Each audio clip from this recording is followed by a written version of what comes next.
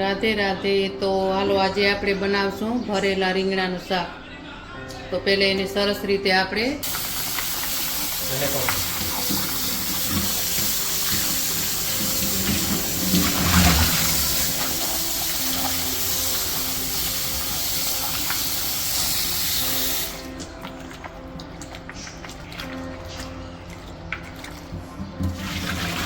ધોઈ અને એને કપડાથી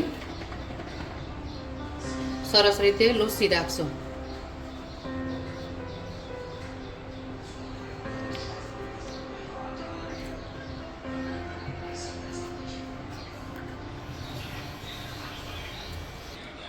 જો આ મસાલો ભરવા માટે બેસનનો લોટ લીધો છે અને આ સિંગદાણા છે. તો એને આપણે કૂટી લેશું અને પછી આ ચટણી રાખશું એમાં.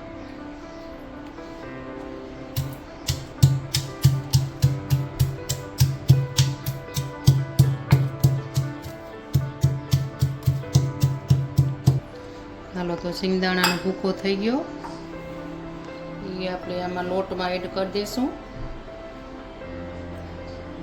હવે 1 ચમચી રાખશું લસણવાળી ચટણી.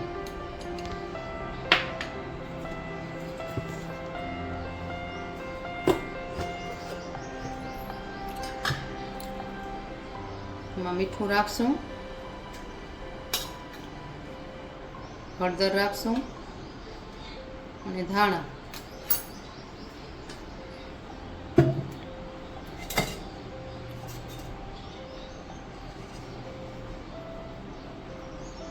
ને 1.5 પાવરા જેવું તેલ રાખશું આપણે.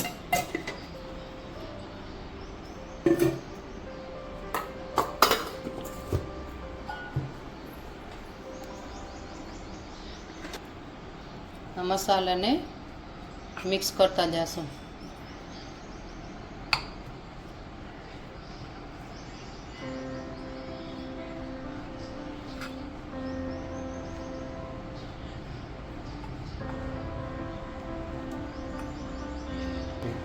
હાલો તો આપણે મસાલો હવે મિક્સ થઈ ગયો છે. હવે આપણે રીંગણામાં કાપા કરી લેશું.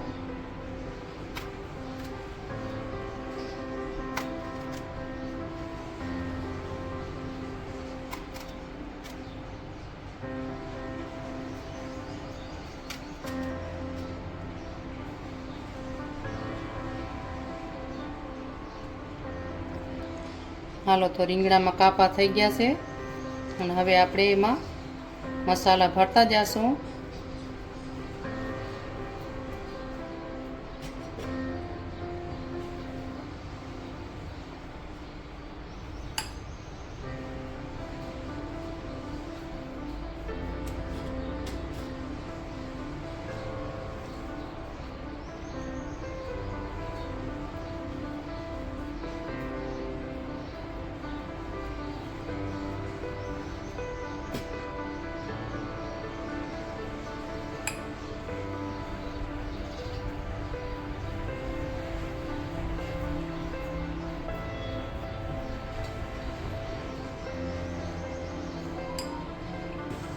જો પહેલાંથી ગરમ પાણી મૂકી દીધું હતું અને હવે એના ઉપર આપણે આ ચાળણી મૂકી દઈશું અને પછી ઢાંકી દઈશું. એના ઉપર એક ડીશ મૂકી દઈશું.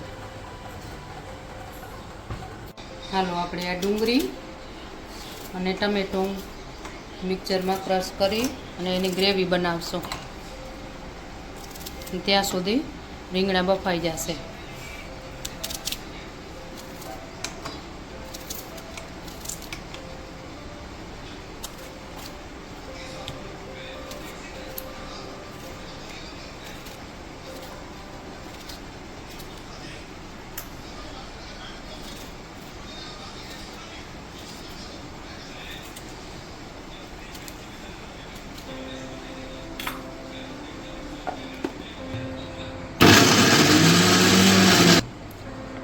જો આપણી ગ્રેવી તૈયાર થઈ ગઈ છે.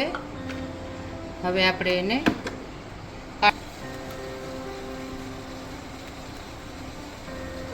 હાલો આપણે હવે ચેક કરી લેશું. સરસ રીતે બફાઈ ગયા છે. તો એને આપણે સાઈડમાં મૂકી દઈશું. હવે વઘાર કરવા માટે એક પેન મૂક્યું છે.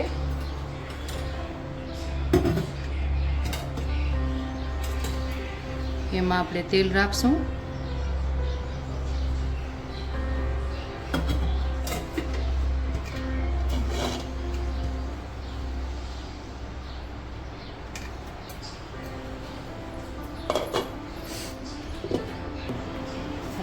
તેલ ગરમ થઈ ગયું છે. એમાં આપણે રાઈ નાખશું.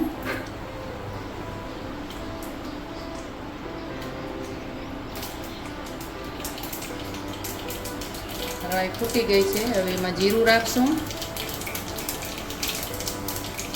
અને હિંગ રાખશું.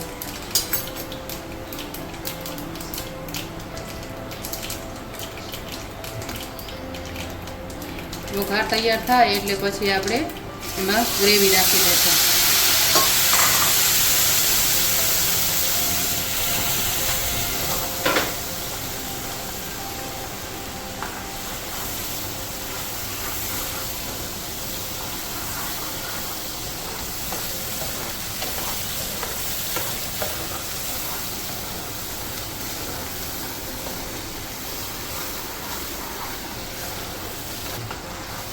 થોડી વાર માટે હલાવશું તો એકદમ મસ્ત સેટ થઈ જાય.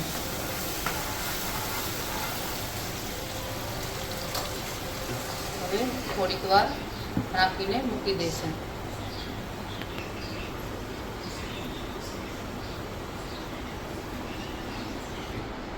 જોઈ લઈશું.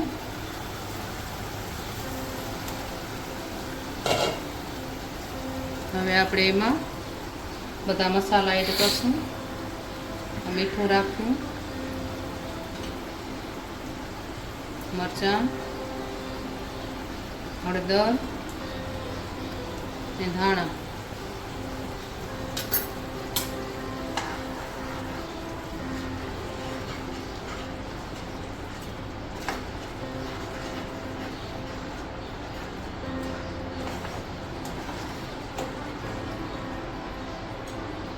લીલા ધાણા ને મરચાં, લીલા મરચાં ને લીલા ધાણા એને પણ આપણે રાખી દઈશું.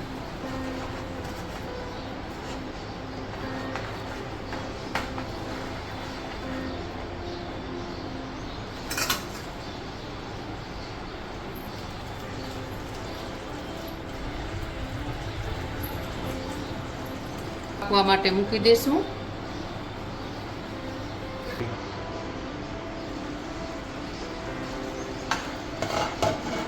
હવે એકદમ મસ્ત ગ્રેવી પાકી ગઈ છે. તો આપણે એમાં રીંગણા નાખી દઈશું.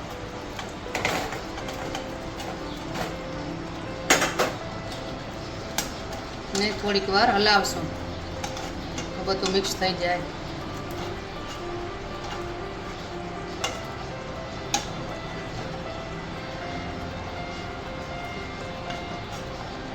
તો આપણું શાક હવે તૈયાર થઈ ગયું છે ને એને આપણે ગેસ બંધ કરી ને એક આ બાઉલમાં સર્વ કરી લઈશું.